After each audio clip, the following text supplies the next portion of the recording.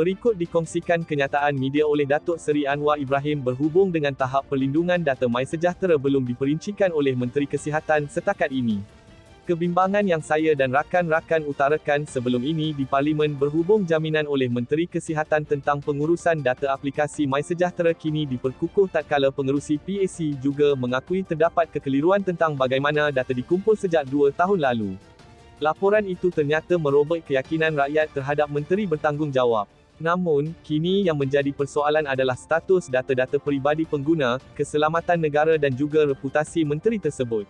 Siasatan yang dijalankan PAC setakat ini, beserta dengan hasil siasatan dan kajian saya sendiri membuktikan bahawa kerajaan bukan hanya tidak mempedulikan aspek ketelusan dan memilik negarakan aplikasi MySejahtera melalui pembangunan, tetapi kerajaan juga turut membenarkan individu-individu yang dekat dengan pundak kuasa untuk mengaut laba dan keuntungan.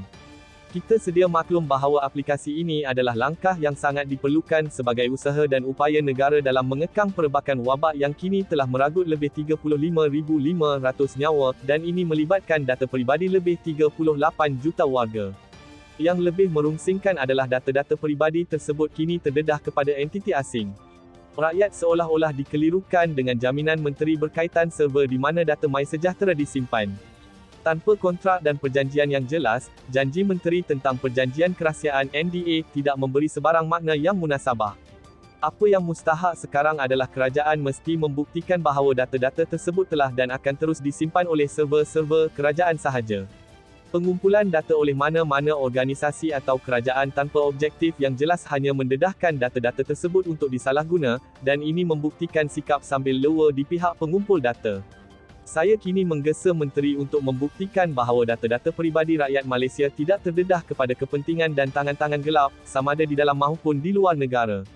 Pemerintah mesti melakukan sedaya upaya mereka untuk mengelakkan sebarang kecuaian, dan dalam masa yang sama mesti mengukuhkan pendirian bahawa data-data tersebut milik rakyat, dan bukan kerajaan.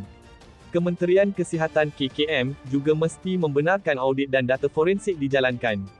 Saya juga berharap agar PAC terus menjalankan siasatan terperinci terhadap perkara ini, termasuk memanggil entiti-entiti swasta yang terlibat dalam pembangunan dan pengurusan data, termasuk pakar-pakar teknikal untuk menjejaki di manakah sebenarnya lokasi server yang menyimpan data-data peribadi rakyat Malaysia.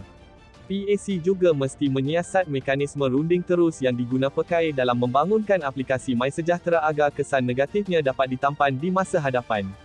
Sebagai negara yang pernah dijajah, kita mesti tidak harus berkompromi sama sekali terhadap sebarang bentuk penjajahan.